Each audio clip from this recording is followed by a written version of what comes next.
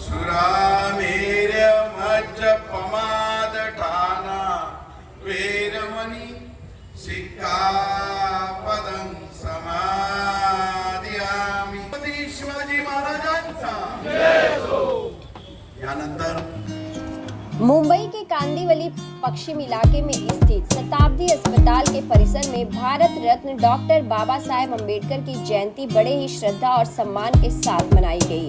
इस अवसर पर बीजेपी के पूर्व सांसद व जनसेवक गोपाल शेट्टी ने डॉक्टर बाबा साहेब अम्बेडकर की प्रतिमा पर पुष्प अर्पित कर उन्हें नमन किया और उनके विचारों को याद किया। इस दौरान कई जनप्रतिनिधि और भी मौजूद रहे, जिनमें विधायक संजय उपाध्याय, विधायक योगेश सागर, विधायक मनीषा चौधरी, ब्रिय मुंबई सभागृह नेता गणेश खनकर प्रमुख रूप से उपस्थित रहे। कार्यक्रम में अस्पताल के डॉक्टर, कर्मचारी और स्थानीय नागरिक बड़ी संख्या में शामिल हुए। सभी ने मिलकर डॉक्टर बाबा साहेब अम्बेडकर के विचारों को याद किया और उनके बताए गए मार्ग पर चलने का संकल्प लिया। पूरा माहौल श्रद्धा, सम्मान और उत्साह से भरा हुआ नजर आया। वहीं इस दौरान भाजपा के सभी नगर सेवक भी यहां उपस्थित रहे, जिनका यहां मंच पर गोपाल शेट्टी, संजय उपाध्याय और योगेश सागर, मनीषा चौधरी द्वारा शॉल उड़ाकर और भारत रत्न डॉक्टर बाबा साहेब अम्बेडकर की प्रतिमा देकर उनको सम्मानित किया गया। डॉक्टर बाबा साहब अम्बेडकर ने जिस तरह से संविधान के मूल्यों की रक्षा के लिए जोर दिया था, क्या लगता है मूल्यों की आज रक्षा हो रही है? देखिए, हर साल की तरह इस साल भी कांदिवली शताब्दी हॉस्पिटल के प्रांगण में जो डॉक्टर बाबा साहब अम्बेडकर जी की प्रतिमा हमने बिठाई है, वहाँ पर पंचशील प्रतिष्ठान के अध्यक्ष संजय भाविस्कर जी और उनके सभी कार्यकर्ताओं ने मिलकर खासदार पीयूष गोयल जी के फंड से फिर एक बार इसका अच्छा नूतनीकरण किया है।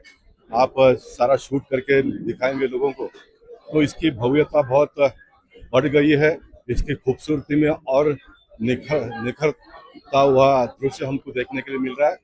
और पहली बार उत्तर मुंबई में सबसे ज्यादा नगर सेवक चुनकर आए, मतलब गत बार से भी ज्यादा नगर सेवक इस बार चुनकर आए, इसलिए सभी नगर सेवकों का भी यहाँ पर हमने आज सम्मान किया और बहुत ही अच्छा वातावरण, बहुत ही अच्छे माहौल में असंख्य कार्यकर्ताओं ने आज अपना योगदान डॉक्टर बाबा साहब अम्बेडकर जी की जयंती के अवसर पर यहाँ पर देखने के लिए मिला।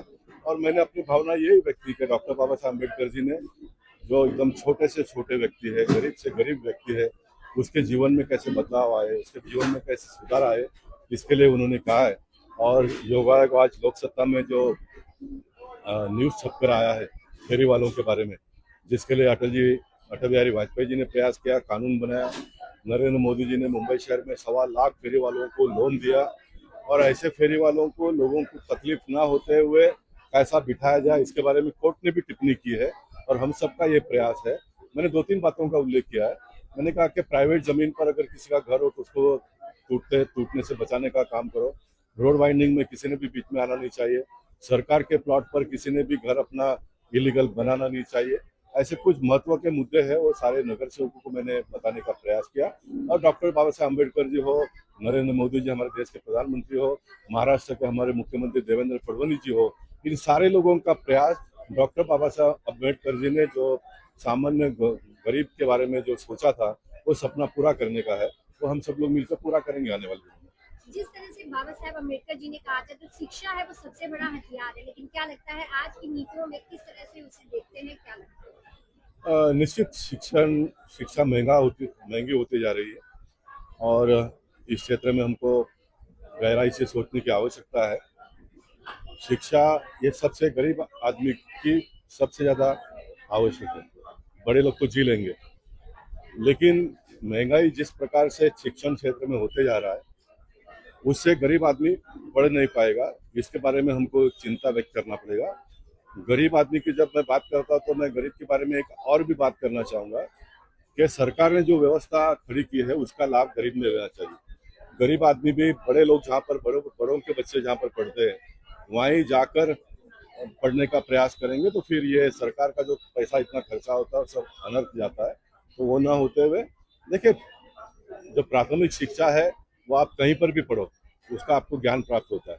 एक बार आप 10वीं के बाद में जब कॉलेज में जाते हैं, तब स्वाभाविक है कि अच्छे कॉलेज में जाएंगे तो आपका भविष्य और उज्जवल हो सकता है। ये सोचना ठीक है, लेकिन मैं आपको ये भी बात बताना चाहूँगा जितने भी बड़े हुए हैं देश में नहीं दुनिया में, जितने भी लोग बड़े हुए हैं वो बहुत ही सामान्य स्कूल में पढ़कर बड़े हुए हैं। इस बात को भी हमको ख्याल में रखना पड़ेगा। ये किसी ने कहना चाहिए और किसी ने सुनना चाहिए, तो ही डॉक्टर बाबा साहब अम्बेडकर जी का सपना आने वाले दिनों में साकार होगा। वंचित समाज को लेकर क्या लगता है आपकी पार्टी किस तरह सोचती है? क्या वो भी आज आपके इस फैसले से, भाजपा जो कार्य कर रही है आपकी सरकार के फैसले से, उन्हें भी खुशी और एक अधिकार मिल पा रहा है? मैं मानता हूँ कि सरकार कानून बनाती है, उसमें बहुत बड़ा ताकत है, लेकिन उस कानून को नीचे तक ले जाने का काम है वो पार्टी के कार्यकर्ताओं ने करना चाहिए। अब सामान्य व्यक्ति के लिए लड़ते समय आप ये सोचोगे कि भाई सरकार के लोग क्या सोचेंगे, सरकार क्या सोचेगी, तो सरकार ऐसा कभी भी कार्यकर्ता के बारे में सोचती नहीं है। मैंने अपने जीवन में देखा है, मुझे इतने लंबे सफर में मेरे पार्टी के कोई भी नेता ने अच्छा काम करने से कभी भी रोका नहीं है। इसलिए पार्टी के कार्यकर्ताओं ने जनहित का काम बेधड़क काम करना चाहिए, आपको कोई भी रोकेगा नहीं। अगर 10 में से 1 में रुकावट आ भी जाती है तो 9 काम तो आप कर सकते हो ना। तो एक काम के लिए आप बाकी 9 के लोगों को भी अगर न्याय नहीं दोगे तो फिर डॉक्टर बाबा साहब अम्बेडकर जी का सपना पूरा होने वाला ही नहीं है। इसलिए आप बेधड़क काम करना चाहिए। जिसे भी जरूरत होती है, जो परेशान होता है, वो हमेशा गोपाल शेट्टी जी को याद करता है और उनके लिए वो आप हाजिर भी होते हैं। तो अगर डॉक्टर बाबा साहब अम्बेडकर जी की बात करें तो उनके जीवन से आप क्या कुछ लेते हैं, उनके जीवन से क्या सीखते हैं? नहीं, मैं ऐसा नहीं मानता हूँ कि सब गोपाल शेट्टी के पास ही आते हैं। ज़्यादा से ज़्यादा लोग मेरे पास आते हैं, लेकिन हमारे पार्टी के नगर सेवक, पार्टी के कार्यकर्ता, पार्टी के विधायक, ये सारे लोग भी काम करते हैं। अब हर आदमी का एक अपना एक स्वभाव बना हुआ है। मैं चूंकि बहुत ही गरीबी हालात से आया हूँ, झोपड़पट्टी क्षेत्र से काम करते करते आया हूँ, मैं तो झोपड़पट्टी वालों के भी लड़ता हूँ, मल्टी स्टोरी बिल्डिंग के लोगों के लिए भी लड़ता हूँ, सबके लिए लोगों लड़ता हूँ।